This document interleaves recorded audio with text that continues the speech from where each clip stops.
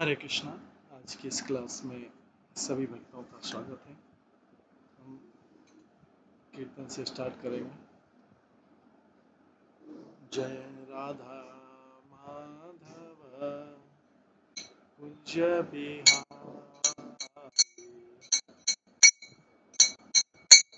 जय गोपी जन वल्लभ गिरिवर धारी,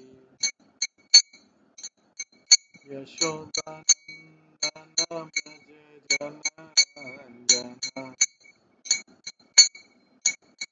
यमुना तीरावनचारी,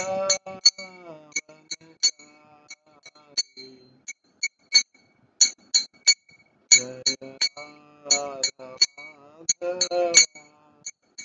कुंज बिहारी। हरे कृष्णा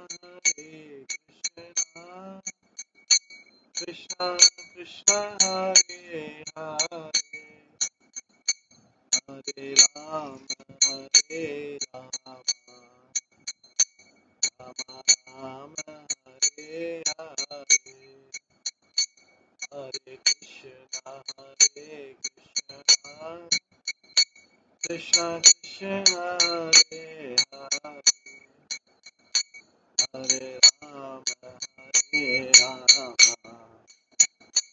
राम राम हरे हरे, हरे कृष्णा कृष्णा कृष्णा हरे हरे, हरे राम राम राम हरे हरे, हरे कृष्णा कृष्णा कृष्णा हरे हरे, हरे राम राम राम हरे हरे।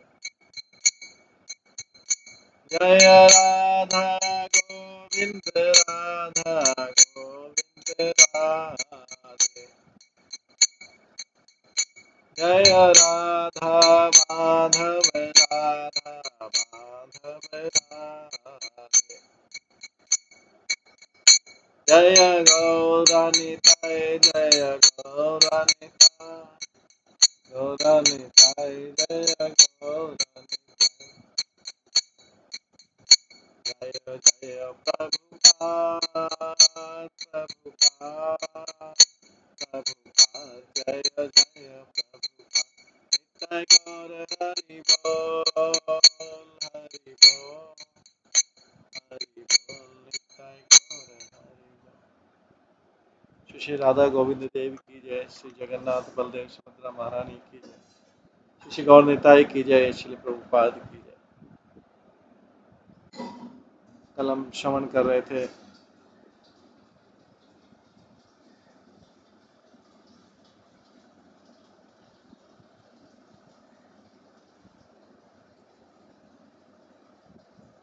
नारद मुनि जब पांडवों की प्रशंसा कर रहे थे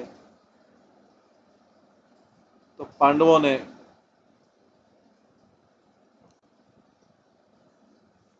ये बार बार कहा कि वो इस प्रशंसा के उस महिमा गुणगान के योग्य नहीं है।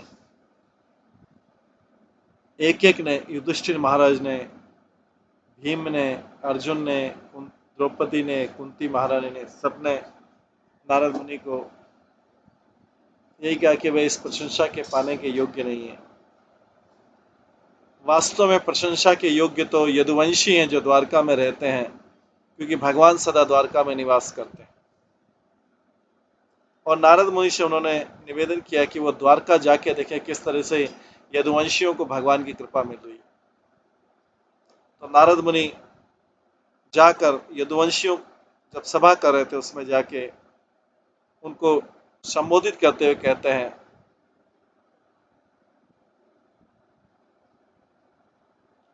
तो कृष्ण के चरण कमलों की कृपा पाने वालों, आप सब आध्यात्मिक लोग हैं,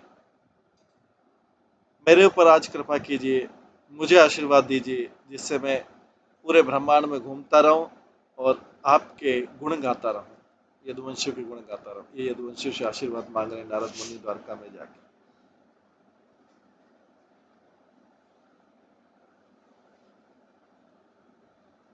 ये सब यादव लोग वहां पर यदुवंशी महाराज युग्रसेन के आसपास बैठे हुए, काउंटलेस मिलियंस अनगिनत यदुवंशी बैठे हुए थे वहां पर। क्या कर रहे थे? कृष्ण के बारे में वार्तालाप कर रहे थे। उनका मन, उनकी आंखें, उनका मन और उनकी आंखें किस चीज में लगा था कि कृष्ण जब उस सभा में प्रवेश करेंगे और जिस रास्ते से आएंगे उस रास्ते की तरफ सबकी आंखें थी और सबका मन था। ये है उनकी कृष्ण भक्ति की। वो किसका इंतजार कर रहे थे? कृष्ण के आने का। उनका मन और आंखें कृष्ण की तरफ लगा। ये कल हमने श्रवण किया। आज हम श्लोक नंबर, ये पहला भाग है, इसके 5वें श्लोक से 101, 5वें अध्याय के 101 नंबर श्लोक से करें। अहो अलम श्लाघ्नितमन्यदोकुलम् साक्षात् वैकुंठ निवासितोऽपि यत् मनुष्यालोको यद अनुग्रहातयं वैलंग्य वैकुंठम अतीव राजते।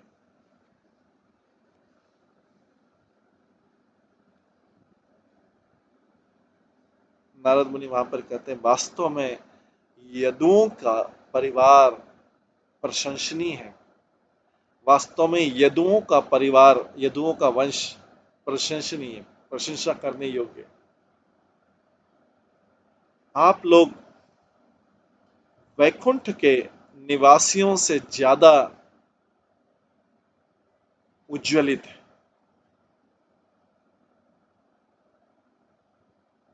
आप लोग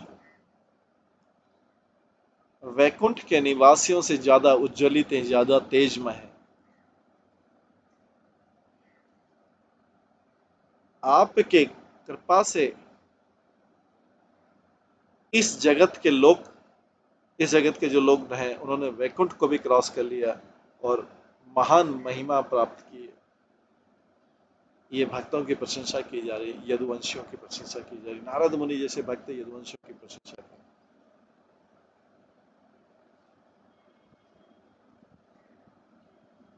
क्योंकि शुद्ध भक्तों की प्रशंसा को भगवान भी अप्रिशिएट करते हैं। लेकिन इस जगत में हम पापियों की प्रशंसा करते हैं और अपना जीवा को पाप से दूषित करते हैं।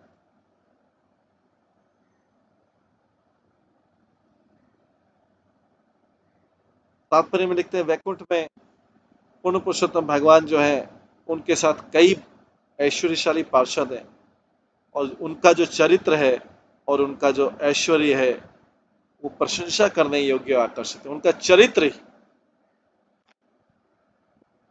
जो चरित्रवान व्यक्ति है और जो जिसको भगवान के द्वारा दिया गया ऐश्वर्य है, वो प्रशंसनीय है।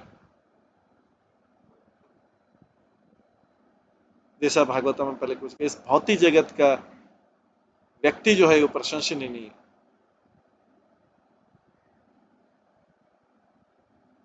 जो भगवान से पूरी तरीके से कनेक्टेड नहीं है।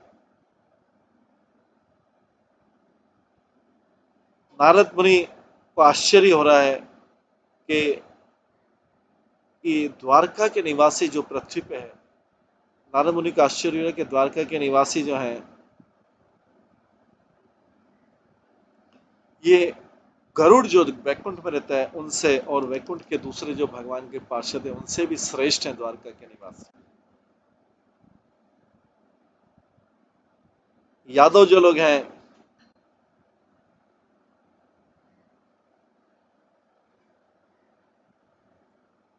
यादवों में बड़ी कृपा से जो भगवान की शुद्ध भक्ति है उसको पूरे मृत्यु लोक में, पूरी पृथ्वी लोक में फैलाया है। ये पृथ्वी लोक मर्त्य लोक बोला जाता है, जिसमें शॉर्ट लिव्ड ह्यूमन बींग्स, जो यहाँ के मनुष्य रहते हैं, बहुत कम आयु वाले रहते हैं, इसलिए उनके पास समय कम रहता है भगवान की महिमा सुनने के लिए। तो इस ये यदुवंशियों ने, यादवों ने बड़ी कृपा से इस भगवान की शुद्ध भक्ति को पूरे मृत्यु लोक में फैलाया। मृत्यु लोक मतलब जो लोक जिसमें बहुत कम आयु वाले मनुष्य रहते, इसलिए उन्होंने इस प्रकार से इस मृत्यु जगत को वैकुंठ लोक से भी ज्यादा शानदार बना दिया। जो वैकुंठ के डिवोटी हैं, वैकुंठ के भक्त हैं, सर्टेनली निश्चित रूप से भगवान की कृपा प्राप्त करते हैं, बट इतने नहीं प्राप्त करते जितने द्वारका के निवासी करते। द्वारका के भक्तों को भगवान वैकुंठ से भी ज्यादा कृपा प्रदान करते। ये नारद मुनि बोलते, वृत्ता धरित्री भवती सफल प्रयासा यस्यां जनुर्वसति केलिचय केलिशा येषां महाहरिर् अयं निवासन ग्रहेषु पुत्रैपि पूर्वं मरकाल रमते विहार। बहुत भाग्यशाली वो पृथ्वी,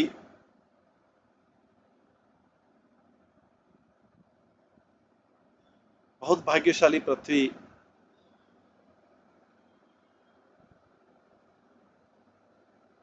आपके प्रयासों के फलस्वरूप ये जो यादव हैं, यदु हैं,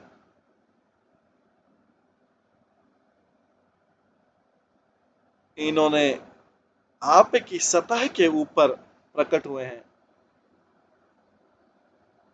उनका निवास स्थान आपके ऊपर है और ये जो सारी लीलाएं करें आपके ऊपर कर रहे हैं। पृथ्वी बहुत भाग्यशाली है। तो वो जगह भी भाग्यशाली है जहां पे भगवान के शुद्ध भक्त जो हैं वो निवास करते हैं।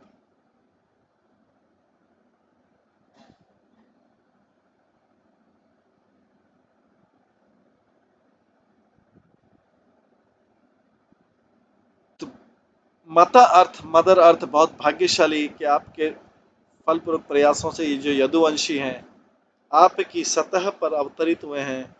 उनका जन्म, उनका निवास और उनके प्लीजेंट कार्य, उनके आनंद देने वाले कार्य आपके ऊपर हो रहे हैं। भगवान हरि इन यदुवंशियों के घर में रहते हैं।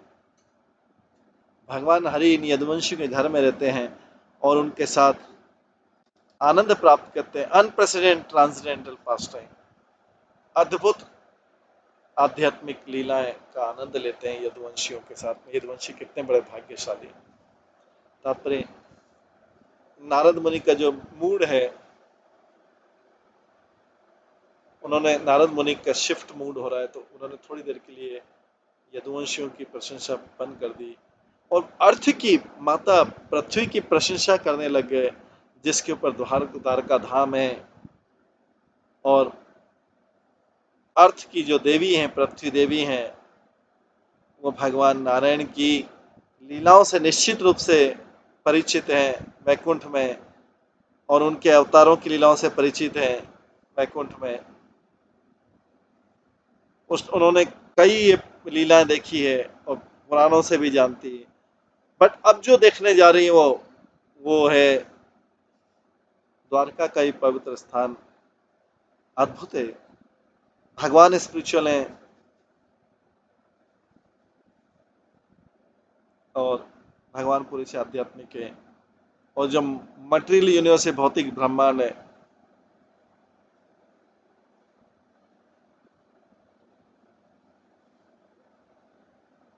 भौतिक जो ब्रह्मांड है,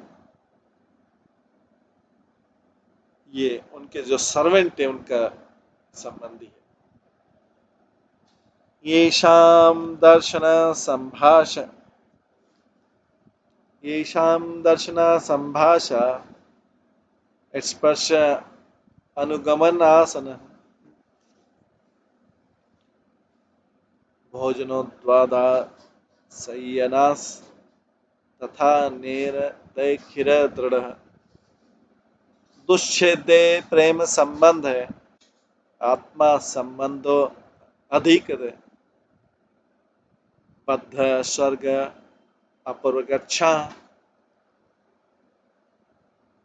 बद्धे स्वर्ग अपरगच्छाम छित्वा भक्ति विवर्धन कृष्णो विस्मरते वैकुंठे विलासेश्वरे अनुक्षणः नवम नवम अनिवर्च्य नवम नवम अनिर्वाच्यम विज्ञानोति सुखम महत्।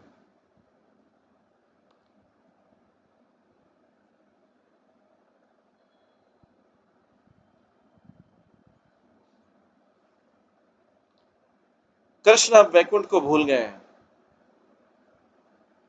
द्वारका में कृष्ण वैकुंठ को भूल गए हैं, क्योंकि वो यदुवंशियों से उनका जो प्रेम पूर्वक बंधन है, उसमें प्रेम का आदान प्रदान कर रहे हैं।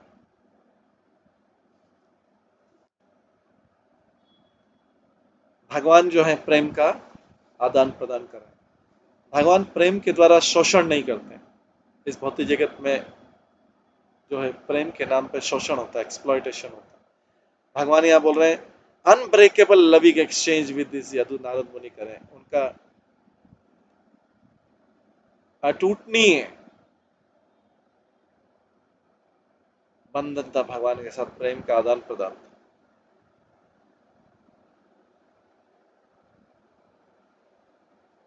इस भौतिक जगत में प्रेम के नाम पर धन का आदान प्रदान होता है।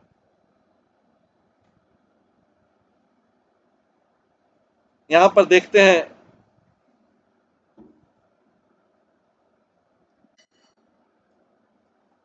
भगवान को यदु लोग स्पर्श करते थे कि भगवान कितने सुंदर है, कितने कोमल है।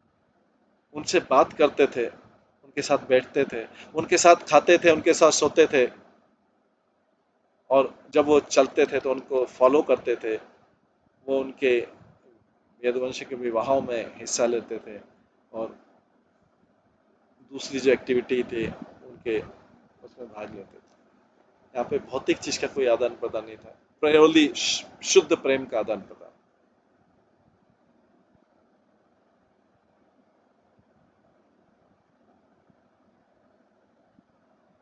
ये संबंध जो है स्पर्श करने योग्य, टेंजिबल है, दिखाई देते हैं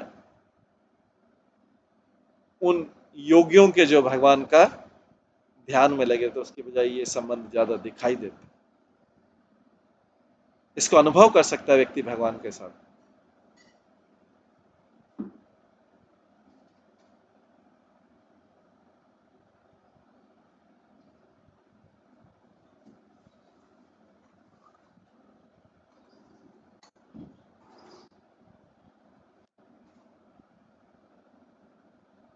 इस प्रकार से कृष्ण अपनी लीलाओं के द्वारा यदुवंशियों को अनंत आनंद देते थे। प्रेम का एक्सचेंज का मतलब है कि दोनों व्यक्ति आनंद पाए।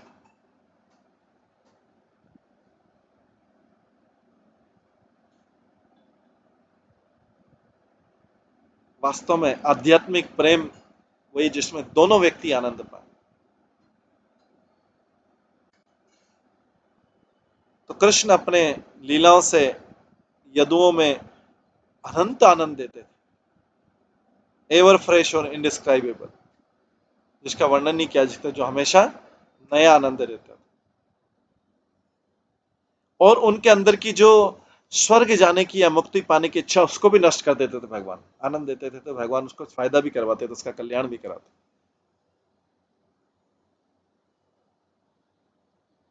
इसके विपरीत भौतिक जगत में एक व्यक्ति आनंद पाता है, दूसरे का शोषण, और उसको प्रेम बोला जाता है।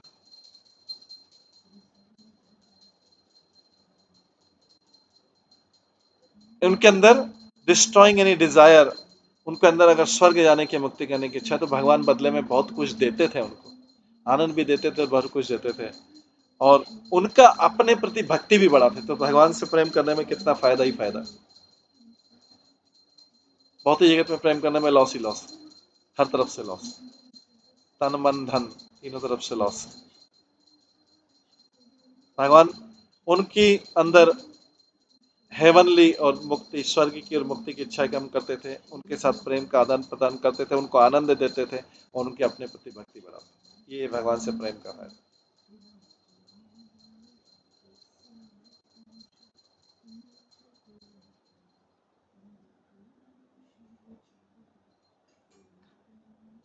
तात्पर्य है श्री कृष्ण इस पृथ्वी पर उतरे अपने एंजॉयमेंट के लिए नहीं, also to give pleasure to भगवान इस बात का ध्यान रखना है कि मैं ही खाली एंजॉय नहीं करूं,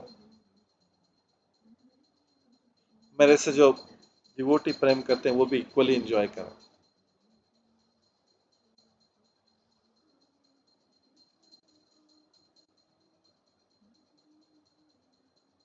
तो भगवान का प्रेम का आदान प्रदान परफेक्ट होता है।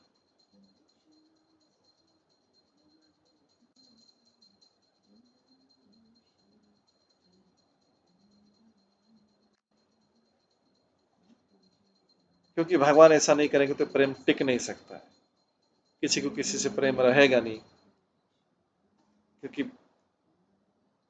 भगवान ईश्वर करते हैं कि वो आनंद पा रहे हैं तो उनके साथ प्रेम के भक्त भी आनंद पा रहे हैं। ये है रियल एक्सचेंज ऑफ लव।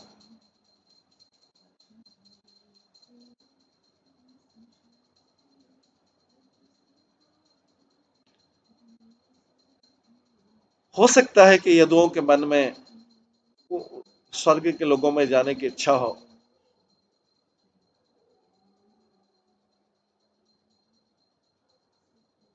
कुछ यदुवंशियों ने इनफैक्ट स्वर्ग के लोगों से आए डेमिगॉड भी तो यदुवंशियों के रूप में आए थे। तो अपने मानवीय लीलाओं में हो सकता है उन्होंने उनकी इच्छा के स्वर्ग लोक में जाए, बट लेकिन कृष्ण के साथ कुछ समय रहने पर भी उनके अंदर से ऐसी इच्छाएं, भौतिक इच्छाएं को भी भगवान दूर कर देते थे, स्वर्ग की इच्छा, मुक्ति की इच्छा। तो प्रेम वास्तव में वह है जिसमें दोनों व्यक्तियों का फायदा हो।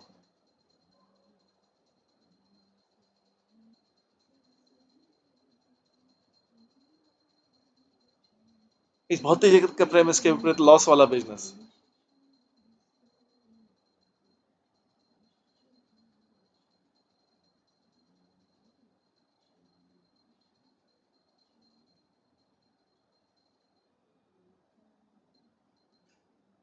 यदुओं ने तो मुक्ति, भगवान के साथ रहते मुक्ति की सारी इच्छाएं और संसार के चक्र की इच्छाएं छोड़ दी, क्योंकि वो तो कृष्ण की कंपनी में ही रहना चाहते हैं, क्योंकि उसमें कोई भौतिक वो नहीं है, डिजायर नहीं।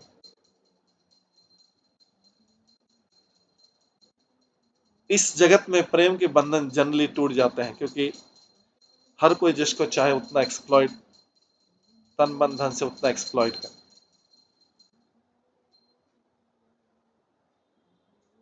संसार के सारे संबंधों में एक्सप्लॉइटेशन। तो यदु जो है, यदु का कृष्ण के ऊपर ध्यान जो था, यदुओं का जो कृष्ण के ऊपर ध्यान था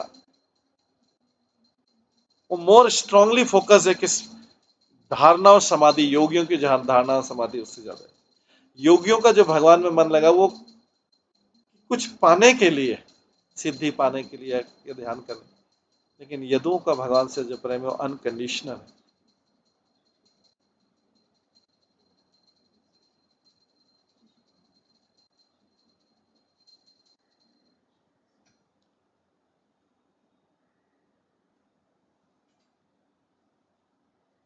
कृष्ण के जो द्वारका में डिवोटी है, कृष्ण समाधि में,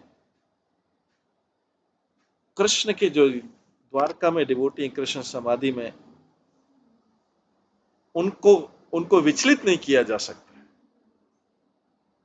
उनका जो कृष्ण में ध्यान है, मन है, वो आउट ऑफ लव है, शुद्ध लव, जिसमें कुछ भौतिक इच्छा नहीं, उसके कुछ रिवार्ड, उनको रिवार्ड पाने की इच्छा नहीं है।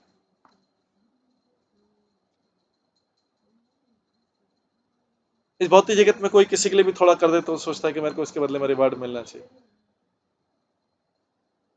इसलिए वो संबंध टिक नहीं पाता है।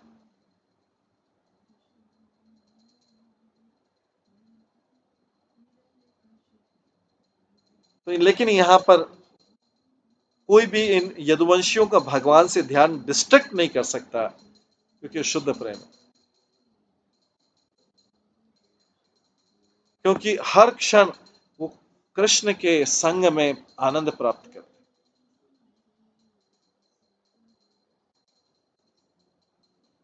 कृष्ण के संग में आनंद है।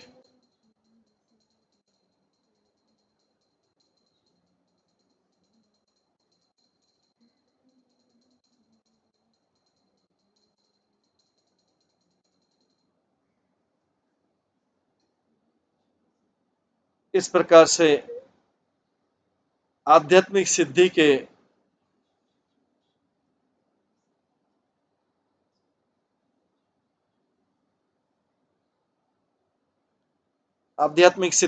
सिद्धि के कुछ सीमित चीजों के बारे में बताया गया कि जिसमें आध्यात्मिक सिद्धि पूरी तरीके से नहीं है, लेकिन उसमें क्या है कि जो हैप्पीनेस है वो मोनोटोनस, बोरिंग है, और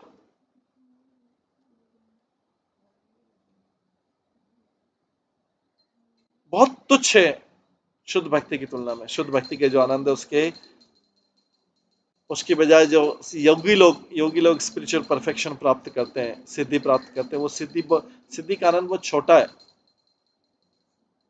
बहुत सीमित है और तुच्छ है शुद्ध भक्ति के आनंद की तुलना में। क्योंकि उस सिद्धि में बद्ध जीव को बहुत डिसिप्लिन, मतलब अष्ट सिद्धि के लिए कितना सारा तपस्या करनी पड़ती, तब जाके असली सिद्धि प्राप्त होती है। लेकिन जो यदुवंशी हैं उनका आध्यात्मिक शरीर है, इसलिए उनको अपने शरीर को और आत्मा को योग सिद्धि में लाने की जरूरत नहीं, क्योंकि यदुवंशी तो भगवान योगेश्वर के नित्य मित्र हैं। योगेश्वर तो सारे योगों के स्वामी हैं।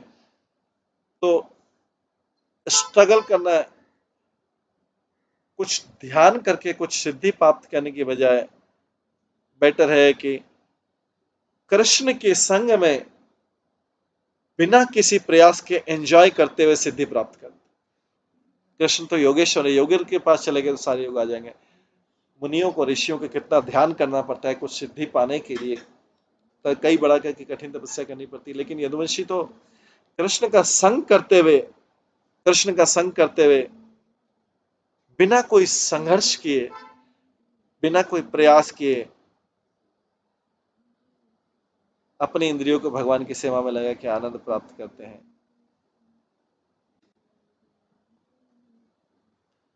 युधिष्ठिर महाराज यादव कहते हैं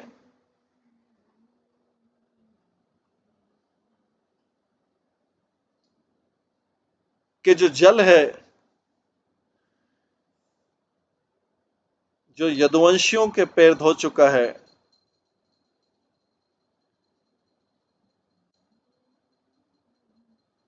जो शब्द हैं,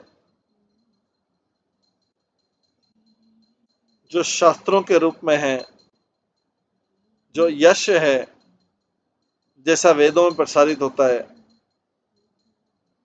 ये सारी चीजें मिलकर इस ब्रह्मांड को शुद्ध करते हैं। हालांकि जो पृथ्वी का जो सौभाग्य था समय के साथ साथ खत्म हो गया, लेकिन अभी कृष्ण के चरण कमलों के स्पर्श से पृथ्वी फिर से पुनर्जीवित हो गई है और वो हमारी सारी इच्छाएं पूरी करने में लगी।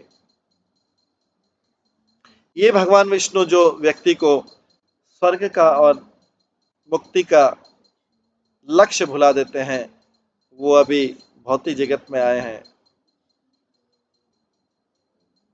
और आपके साथ उनका विवाह और रक्त का संबंध हो गया है यदुवंशियों के साथ।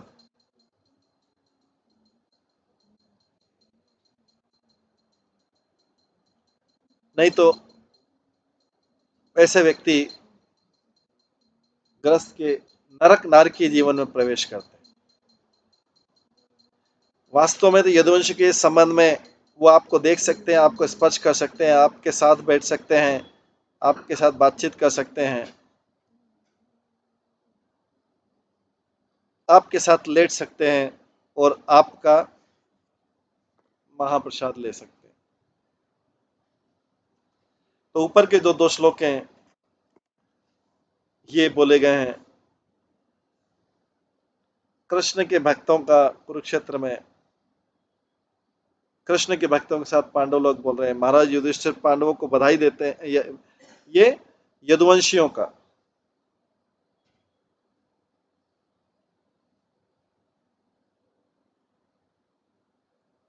महाराज युधिष्ठिर बधाई देते हैं यादवों को कि उनका कृष्ण के साथ जो अंतरंग संबंध है उसके भाग्य की प्रशंसा करते हैं।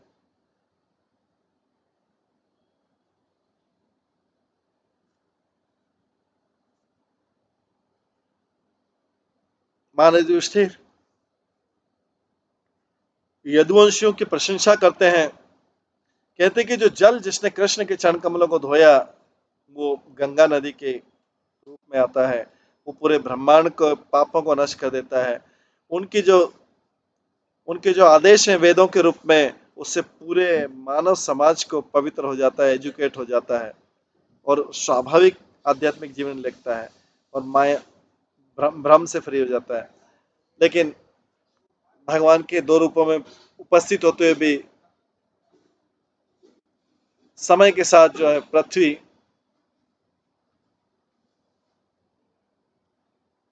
पृथ्वी बहुत पाप उठा रही थी। उसकी पाप सहने की शक्ति से ज्यादा उनकी महिमा भी कम हो गई थी। तो इस प्रकार के पृथ्वी के दुर्भाग्य को दूर करने के लिए कृष्ण यदुवंश में आते हैं और केवल मात्र उनके चरण कमलों के स्पर्श से पृथ्वी फिर से अपने शक्ति प्राप्त करती है और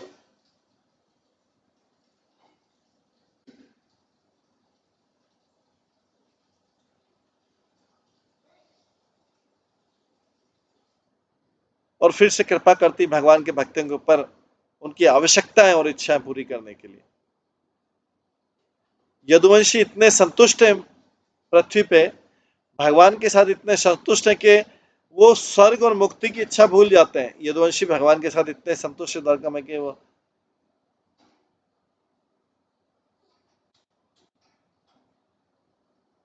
मुक्ति की इच्छा भूल जाते हैं।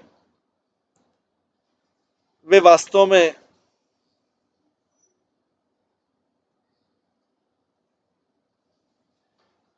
कृष्ण के साथ अपने संबंधों में, चाहे वो बर्थ जन्म से हो या विवाह से, उसमें संबंधों में ज्यादा आनंद पाते हैं।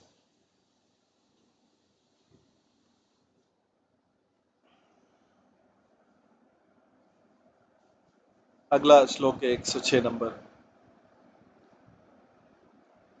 शय्यासन्नाटाप्ल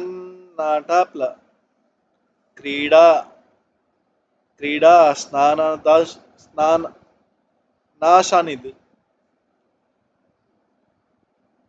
शय्या आसन शय्या आसन अटन आलाप क्रीडा स्नान आसन आदिषु वर्तमानापि स्वान ये कृष्ण प्रेमणा स्मरन्ति न। खाते समय, सोते समय, बैठते समय, चलते समय, बोलते समय, स्नान करते समय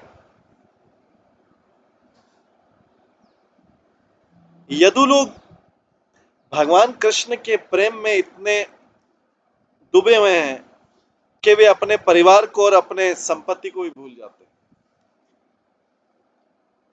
यदुवंशी लोग खाते, सोते, बैठते, चलते, बोलते, स्नान करते और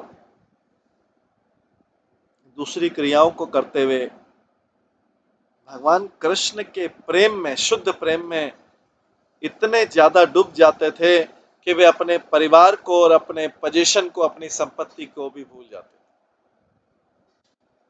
यह है शुद्ध प्रेम की डेफिनेशन।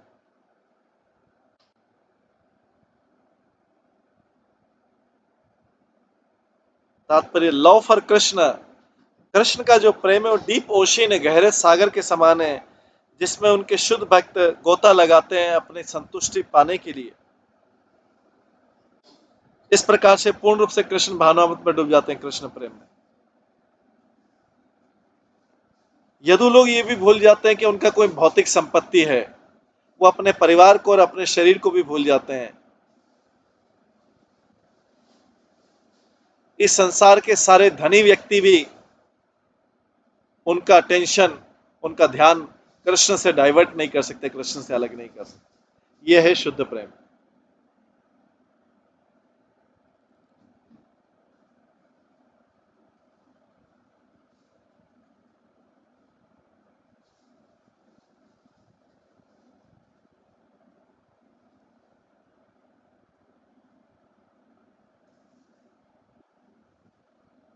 इस भौतिक जगत में जो प्रेम का आदान प्रदान ऐसा हृदय वाला नहीं है।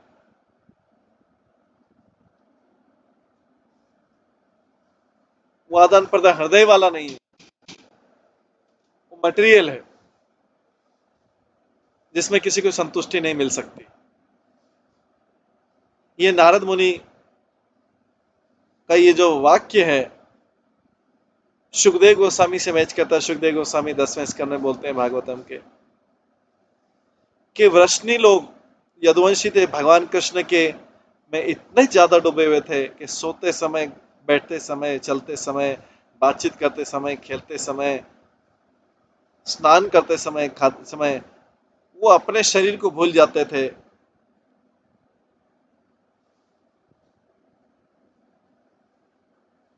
एक बार कृष्ण अपनी पत्नी सत्या को कहते हैं, हे देवी, ये सब जो यादव मेरे मित्र हैं, जो सारे संबंधी हैं, ये मेरे नित्य पार्षद हैं।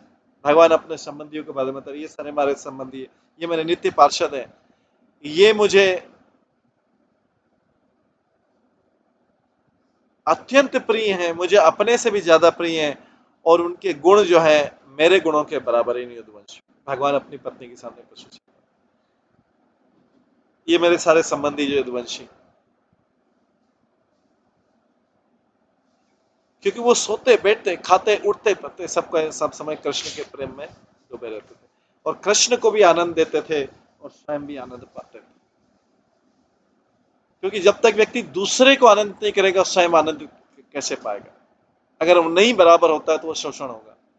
तो कृष्ण जो है अपने भक्तों को आनंद देते हैं और बदले में खुद भी आनंद पाते हैं, और भक्त लोग भी कृष्ण को आनंद देते हैं और बदले में पाते हैं। तो इसमें कोई, इसमें, इसलिए दोनों संतुष्ट रहते हैं।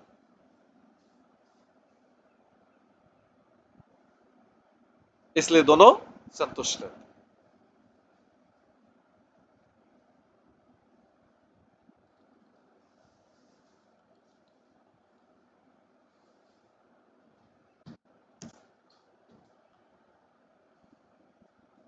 107 श्लोक में आता है, महाराजाधिराजा, महाराजाधिराजा अयम उग्रसेना महाद्भुतः,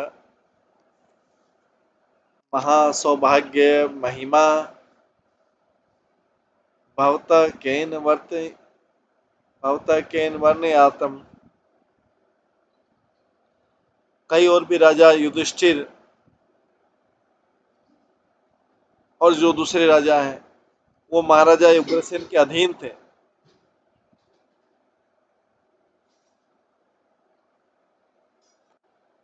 भगवान कृष्ण जो है ने उन्होंने भगवान कृष्ण ने उन्हें विशेष कृपा की। ये सब लोग देख पाते थे पर उसका वर्णन नहीं कर पाते थे। उग्रसेन के ऊपर भी भगवान की विशेष कृपा थी। अहो महाश्चर्यतरम चमत्कार भरा करम, पश्य प्रिय जना प्रीति पारवास्यम महाहरे।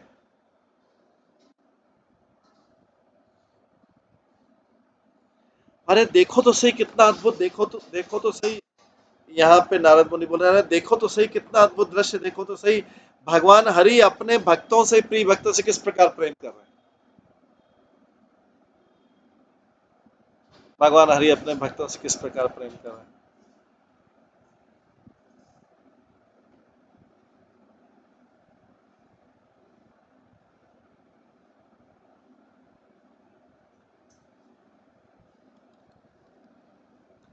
अरे देखो तो सही कितने अद्भुत भगवान अपने भक्तों के साथ किस प्रकार से अद्भुत प्रेम कर रहे हैं। तो कृष्ण की जो कृपा है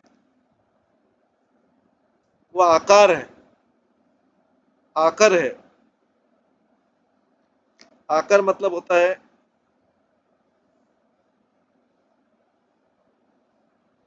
वो सारी चीजों का जन्म स्थान जहां पर सब चीजों की प्रशंसा की जाती है। भगवान का सेल्फलेस कंसर्न, भगवान की जो चिंता है, केयर है, वो सेल्फलेस है, स्वार्थ नहीं है उसमें। भगवान की जो केयर है वो, उसमें कोई इच्छा नहीं, भगवान जो केयर करते हैं। इस selfless concern for his devotees always, ये उनकी जो निस्वार्थ भगवान की जो, जैसे भक्त भगवान की निस्वार्थ सेवा करता है, भगवान भक्त की उससे भी ज्यादा निस्वार्थ सेवा करते हैं। तो भगवान की जो चिंता है अपने डिवोटी के लिए बहुत अद्भुत है। स्पेशली वो स्पेशली जब भगवान अपना नियंत्रण पूरा भक्त को दे देते हैं। कौन अपना नियंत्रण देता है? भगवान पूरा अपना नियंत्रण भक्त को दे देते हैं, विलिंगली, इच्छा से उनके कंट्रोल में आ जाते हैं भगवान, अपनी स्वतंत्रता को भी दे देते हैं भगवान, भक्त के भक्त के निर्णय, भक्त के लिए अपनी भगवान अपनी स्वतंत्रता, क्योंकि मनुष्य को सबसे ज्यादा प्रिय है अपनी स्वतंत्रता, भगवान अपनी स्वतंत्रता को भी भक्तों को दे देते हैं, भक्त चाहे जैसा उनको न चाहे। यदु राजा भवंतम स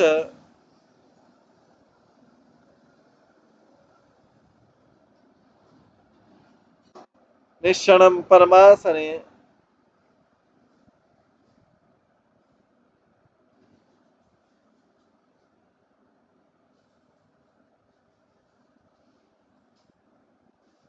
यदुराज भवंतम स निशणम परमासने अग्रे सेवक तस्तिन संबोधयति सादरम। नारद मुनि आगे बोलते हैं, यदुओं के राजा जब आप सिंहासन में बैठते हैं, तो वही हरि आपके सामने खड़े होकर आपसे सेवक की बात करते हैं और आपको सम्मानीय शब्द उपयोग करते हैं।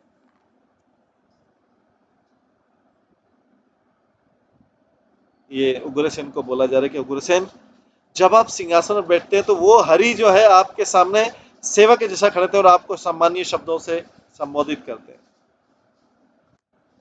भो निधार्य देवती भृत्यम माम दिशेति च,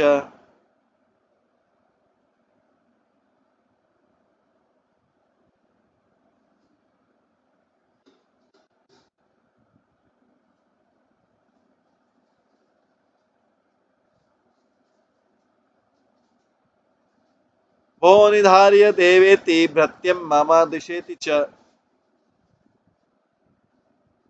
तद्भवत भयो नमो भिक्षणाम भवत संबंधिने नमः। नारद मुनि बोलते हैं, मेरे स्वामी, सोचिए, विचार कीजिए, मुझे आदेश दीजिए। ये कृष्ण बोलते हैं राजा से, उग्रसेन से बोलते हैं। कृष्ण उनके सेवक बन के रहते हैं। कृष्ण किस तरह अपने भक्तों को पूरा नियंत्रण देते थे, वो वास्तव में प्रेम का पूरा आदान प्रदान करते।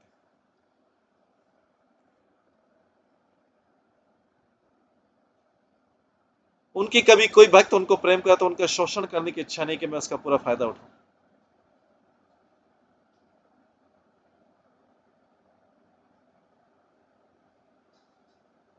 तो कृष्ण बोलते हैं, स्वामी कृपया विचार कीजिए, मुझे आदेश दीजिए, मैं आपका सेवक हूं। ये कृष्ण बोल रहे हैं उग्रसेन से।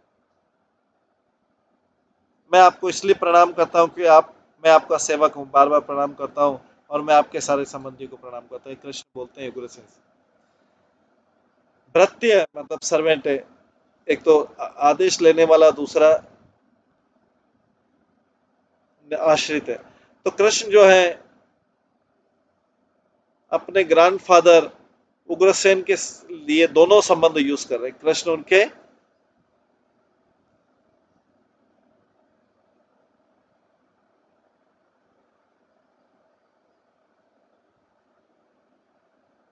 कृष्ण उनके आदेश, ऑर्डर कैरियर, आदेश वाहक बनते हैं और उनके ऊपर आश्रित रहते हैं कृष्ण। हालांकि सारा संसार कृष्ण के ऊपर आश्रित था, लेकिन कृष्ण अपने आप को उग्रसेन के ऊपर आश्रित रखते हैं।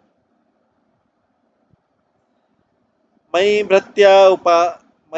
भृत्या उपासिने भवतो विबुद्धतया बालिं हरन्ति अम्नतः किम उद्यन्ति नारदपि।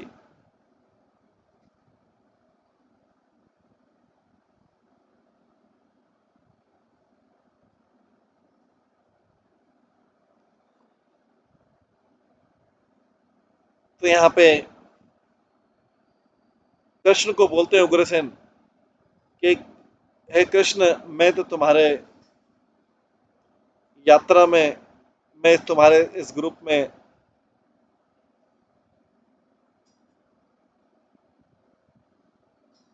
एक बार कृष्ण उग्रसेन को बोल रहे हैं कि मैं तो तुम्हारे राज्य में आपका सेवक हूँ, पर्सनल अटेंडेंट हूँ, कृष्ण बोलते हैं। और सारे जो डेमी गॉड आएंगे और सारे बड़े बड़े विद्वान आएंगे आपके सामने सर झुकाएंगे।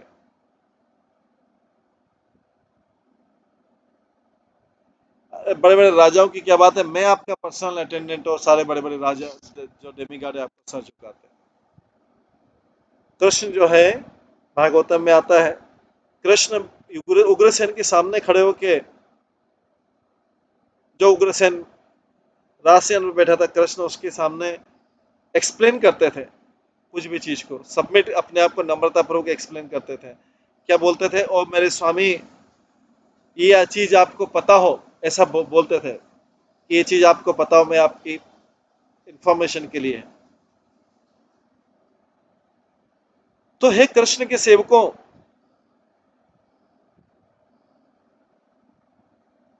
क्या इससे दुख नहीं होता कि कृष्ण कितनी सेवा करते थे सबकी?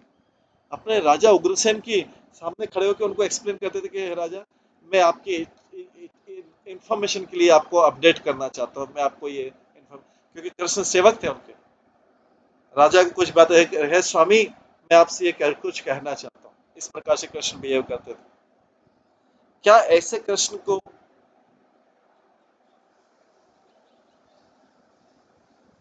क्या कृष्ण के सेवकों को इसका दर्द नहीं होता जब कृष्ण की ऐसी लीलाओं को याद करते कि कृष्ण कैसी अद्भुत लीलाएं करते थे?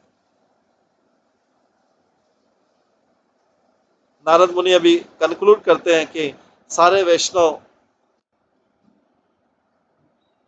नारद मुनि बोलते हैं कि मैंने अभी तक नीचे से ऊपर तक जितने भी वैष्णव को विजिट किया, उसमें उग्रसेन लगता है, उग्रसेन ही सबसे महान है, क्योंकि कृष्ण उनके सामने खड़े रहते हैं ऑर्डर लेने के लिए।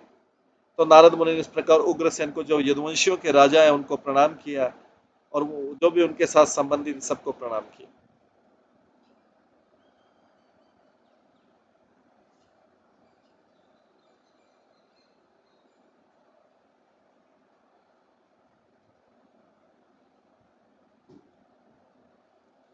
श्री परीक्षित वाचा, ततो ब्रह्मण्य देवेनु वर्तिनो यदवो अखिलः सपदग्रहणम नत्वा मातर उचर महामुनि। परीक्षित महाराज कहते हैं, यादव जो हैं अपनी माता से बोल रहे हैं, अपनी माता की कथा सुना है अपनी मृत्यु से पहले। यादव, परीक्षित महाराज कहते हैं, यादव जो हैं वास्तव में,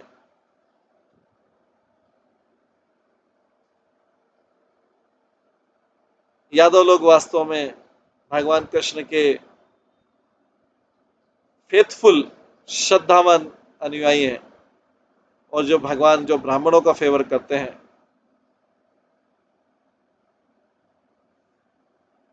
उन भगवान के, वो भगवान जो ब्राह्मणों का फेवर करते हैं, ब्राह्मणों पर कृपा करते हैं, वो उन उन भगवान के यादव लोग फेथफुल फॉलोअर है, उनका भगवान में कभी श्रद्धा कम नहीं होता है। माता, ये जो यादव हैं, इस प्रकार से उन्होंने उस नारद मुनि को प्रणाम किया, नारद मुनि के चरणों को स्पर्श किया, और नारद मुनि से यदुवंशी लोग बोलते हैं, अभी तक नारद ही इनकी प्रशंसा कर रहे थे यदुवंशियों की, अब ये यदुवंशी जो है नारद मुनि के बारे में बोलेंगे, नारद मुनि को बोलेंगे।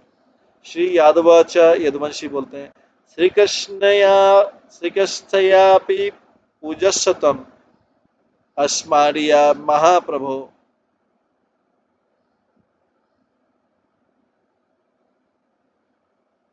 कथम कथम अस्मान महानिचे नीचान नीच वन नमसी प्रभो। जो भाग्यशाली यदुवंशी हैं, भाग्यशाली यदुवंशी बोलते हैं नारद मुनि से,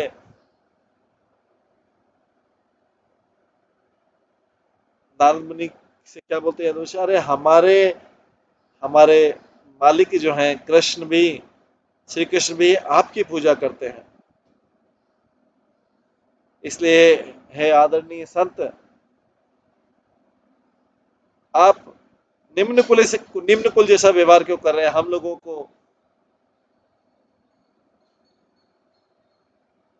लोगों को प्रणाम करके आदर दे के आप ऐसा निम्न व्यवहार क्यों कर रहे हैं? यदुवंशी लोग बोलते हैं, अरे आपको तो हमारे स्वामी भी आदर करते हैं। जित्यवाक्य पतेन पुण्यन यदिदम नश्यत्योदितम तत्संभावितम नस्याद्या तवेंद्र प्रभावतः।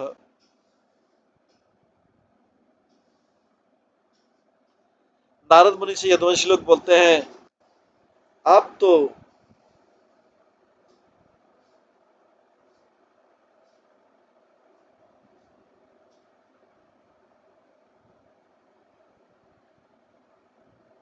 आप तो ब्रह्मा की बुद्धिमानी को भी हरा सकते हैं, पराजित कर सकते हैं। ब्रह्मा जी तो स्पीच के मास्टर हैं, वाक के मास्टर हैं, तो आप तो ब्रह्मा को भी हरा सकते हैं अपनी बुद्धि से, नारद मुनि को बोल रहे हैं। और इसलिए हमारे यादवेंद्र जी जो है, हमारे कृष्ण हैं,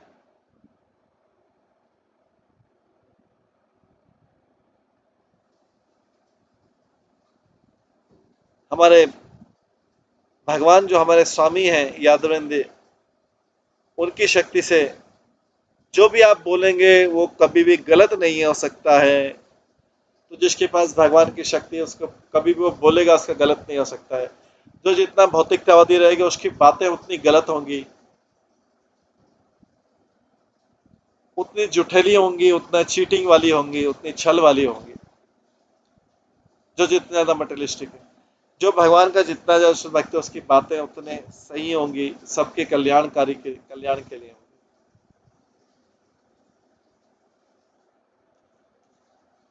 114 श्लोक में आता है, तस्य केनापि गंधेन किंवा कस्य न सिद्ध्यति महादया करो योयम निरूपादि सुहृतम।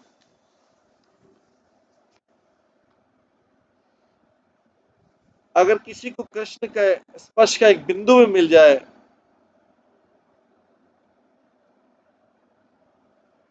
अगर किसी को कृष्ण के स्पर्श का एक बिंदु भी मिल जाए, तो उसके लिए कुछ और प्राप्त करना शेष है क्या? क्योंकि कृष्ण जो है बाउंडलेस, कृष्ण की कोई सीमा नहीं है, कृष्ण के कृपा की कोई सीमा नहीं है। वही कि उनके पास कोई जाता नहीं कृपा मैंने, उनके पास लोग अपने संबंधी और रिलेटिव इसके पास कृपा मांगते रहते हैं, इससे कृपा मांगेंगे, उससे कृपा मांगेंगे, उसका आशीर्वाद लेंगे। इस संसार के पापी व्यक्तियों से क्या आशीर्वाद लेना? इस संसार के पापी व्यक्तियों से क्या ब्लेसिंग्स लेना? लेकिन कृष्ण जो है, कृष्ण तो कृपा के सागर हैं, और किसी भी व्यक्ति के अहेतु के मित्र हैं, कोई कंडीशन नहीं उनके साथ मित्र। तात्पर्य में वास्तविक जो करुणा है, दया है, वो कृष्ण से बिगनिंग होती है। वास्तविक दया कौन जानता है? हम इस भौतिक जगत में दया दया दया बोलते थे, इसके ऊपर दया करो, उसके ऊपर कृपा करो, वो बेचारा है, ये दुखी है। यहाँ पे वास्तविक the true compassion originates from Krishna, Krishna से दया प्राप्त, वास्तविक दया वही है। बाकी तो दया का छलावा है। ट्रू कंपेशन ओरिजिन, असली दया और करुणा तो कृष्ण से उत्पन्न होती है। या दूसरे शब्दों में, कृष्ण के शुद्ध भक्ति केवल दयालु हो सकते हैं।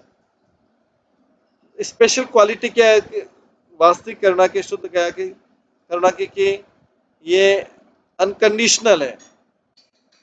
कृष्ण कृष्ण की करुणा कोई भी जगत में किसी, सब सब दया और करुणा में, सब दया और करुणा में भौतिक चीज इंक्लूडेड है।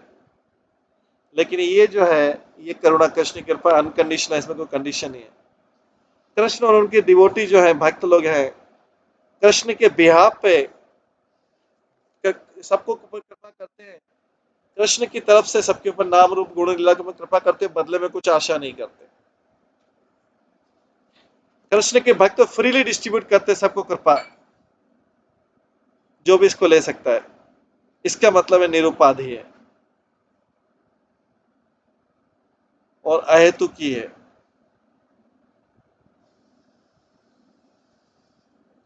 इस प्रकार नारद जी के उत्तर में यदुवंशी लोग बोल रहे हैं।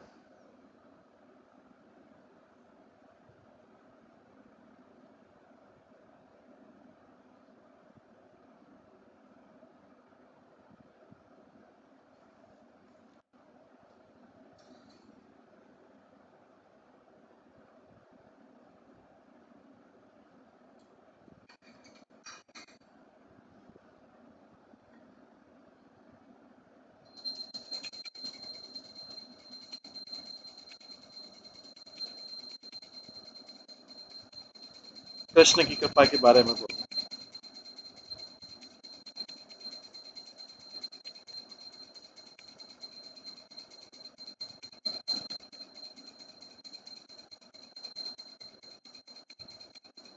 आज समय हो गया है, इसको यहीं पे विराम देते हैं।